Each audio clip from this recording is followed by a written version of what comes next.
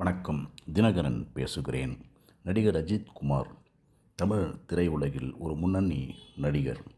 எந்த விதமான பின்புலமும் இன்றி தமிழில் இந்த அளவுக்கு உயர்ந்து வந்திருக்கின்றார் என்றால் அது சாதாரண விஷயம் அல்ல. இதில் ஒரு ஸ்பெஷாலிட்டி நான் கேட்டிங்கன்னா, ரசிகர்களை தவறாக வழி நடத்துதல் கூடாது என்ற ஒரு முடிவுக்கு வந்து அவருடைய ஃபேன்ஸ் கிளப்பை அவர் என்டர்டெயின் பண்ணாமல் எல்லாத்தையும் டிசால்வ் பண்ணிட்டார்.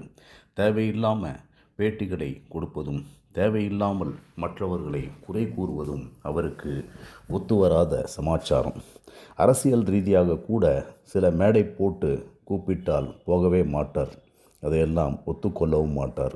ரசிகர்களுக்கு அவர் சொல்வதெல்லாம், உங்கள் காலம் பொன்னானது, அந்த நேரத்தை நீங்கள் வீணடிக்க வேண்டாம், திரைப்படத்தை திரைப்படமாக மட்டும் பாருங்கள், உங்களுடைய தொழில்களில் நீங்கள் கவனம் செலுத்துங்கள்னு சொன்னது எனக்கு தெரிந்த அளவிலே இந்திய திரைத்துறையில் ஆந்திர பிரதேஷில் ஷோபன் பாபுன்னு ஒரு மிகச்சிறந்ததொரு நடிகர் இருந்தார். அவர் தான் இந்த மாதிரி டிசால்வ் பண்ணி அவங்கவுங்க வேலையை பாருங்கள், என் பின்னால் அலையாதீங்கன்னு மிக துணிவாக சொன்னார். அதற்கு பிறகு நமது தமிழகத்தில் அஜித் குமார் மிக துணிவாக, ஒரு துணிவுள்ள ஆண்மகனாக, அதை சொல்வதற்கு கூட ஒரு தைரியம் வேண்டும். இல்லை என்று போனால் இது போன்ற ஒரு நிகழ்வில் ஈடுபட்டிருக்க மாட்டார்.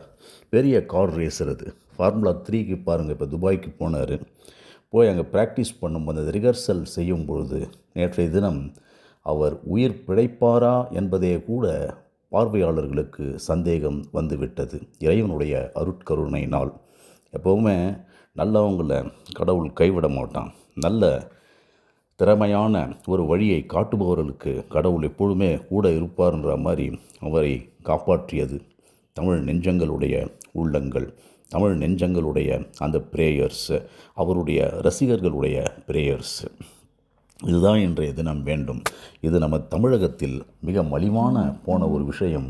சினிமாக்காரங்களுக்கு பின்னால் சுற்றிக்கின்னு அவங்கள பெரிய ஹீரோ மாதிரி நினச்சி இவங்க வாழ்வாதாரங்களை சீரழித்து கொண்டு வந்துள்ளனர். இன்னும் கூட ஒரு நடிகரின் பின்னால் பல லட்சக்கணக்கான இளைஞர்கள் அந்த இன்ஃபேக்சுவேஷன் அந்த இன்ஃபேக்சுவேஷன் காதலுக்கு மட்டும் வருவதல்ல, அந்த அறிவற்ற மோகம்தான் இன்ஃபேச்சுவேஷனுடைய தமிழ் மீனிங். அது அந்த அறிவற்ற மோகம் அந்த டீனேஜில் வரும், காதலில் வரும்.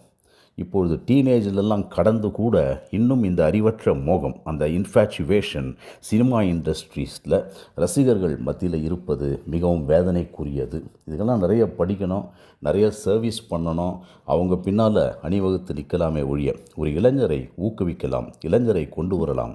சினிமா இண்டஸ்ட்ரியில் இருக்கவங்க வரக்கூடாது என்பதல்ல, தவறாக வழி நடத்தக்கூடாது என்பதே அடியேனின் விருப்பம். அந்த தவறுதலை புரிந்து கொண்டால் பெரும்பாலும் பாருங்கள், அந்த +2 லெவல் கிராஜுவேஷன் லெவலில் வரவங்கெல்லாம் சீரழிந்து கொண்டு தங்களை வளர்த்து கொள்ளாமல் இதுபோல் சினிமா நட்சத்திரங்களின் பின்னால் திரிந்து தங்களுடைய உண்மையான வாழ்க்கையை இழந்து தவிக்கின்றனர். இப்போ துபாயில் கூட பார்த்திங்கன்னா அஜித் குமாருக்காக அந்த ரேஸுக்கு ஆயிரக்கணக்கான இளைஞர்கள் இங்கேருந்து செலவு பண்ணி போய் அஜித் குமாரை பார்க்கணும், அவர் எப்படி ஓட்டுறாருன்னு பார்க்கணும், அவர் எப்படி ரிஹர்சல் பண்ணுறாருன்னு பார்க்கும்போது அவரே கூட மெய்மறந்து போய் மறுபடியும் ஒரு ஸ்டேட்மெண்ட்டை கொடுத்துருக்கார். உங்கள் பொண்ணான நேரத்தை நீங்கள் வீணாக்காதீங்க, உங்கள் பணத்தை இதுக்கெல்லாம் செலவு பண்ணாதீங்கன்னு சொல்லியிருக்கார். என்னுடைய பேஷன் இது, என்னுடைய பேஷனுக்காக நான் வண்டி ஓட்டுறேன். உங்களுடைய இந்த நேரத்தையும் உங்களுடைய பணத்தையும் வீணாக்காதீர்கள் என்று சொல்லும் ஒரு அறிவுரை யாருக்கு வரும்? அதெல்லாம் மிகப்பெரியதொரு பெருந்தன்மை. எந்த மீடியாவுமே அவர் தவிர்த்துன்னு தான் வரார். இந்த பில்லான்னு ஒரு படம் வந்தது, அவரை ரஜினிகாந்தை வச்சு எடுத்து அதுக்கப்புறம் அதையே இப்போ ரீமேக் பண்ணாங்க பில்லா. அதில் மட்டும் ஒரு இன்டர்வியூ கொடுத்தார். அப்போ கூட கமலஹாசனை கமலஹாசன் என்று இவருடைய ரசிகர் சொல்லும்பொழுது மிஸ்டர் கமல்ஹாசன் என்று மரியாதையாக கூறவும், அல்லது கமலஹாசன் சார் என்று கூறவும் என்று பெருந்தன்மையாக அந்த ரசிகையை ஒரு செல்லமாக கடிந்து கொண்டார். அவர் முகம் கூட மாறிப்போனது. அப்படி உன்னதமான ஒரு நடிகர். என்னை கமலுடன் ஒப்பிடாதீர்கள் என்று கூட சொன்னார். அவர் மிகச்சிறந்ததொரு நடிகர். 50 ஆண்டுகளுக்கும் மேலாக அவர் திரைத்துறையில் அப்படி ஜொலிக்கின்றார். அவரோடெல்லாம் என்னை கம்பேர் பண்ணாதீங்கன்னு சொல்லி அவரை மாதிரி நான் தொடவும் முடியாது, செய்யவும் முடியாது என்று கூட தன்னை தாழ்த்தி கொண்டு தான் வந்துள்ளார். இப்படிப்பட்ட மனிதர்கள் எல்லாம் வர வேண்டும். நல்லவைகளை இந்த இளைஞர்களுக்கு காட்ட வேண்டும்.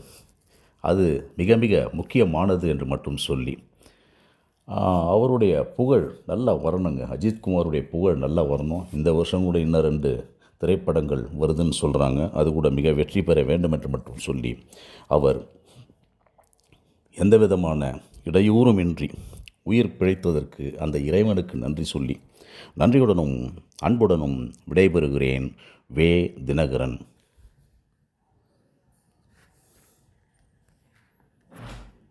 என்னங்க கிளம்பலையா?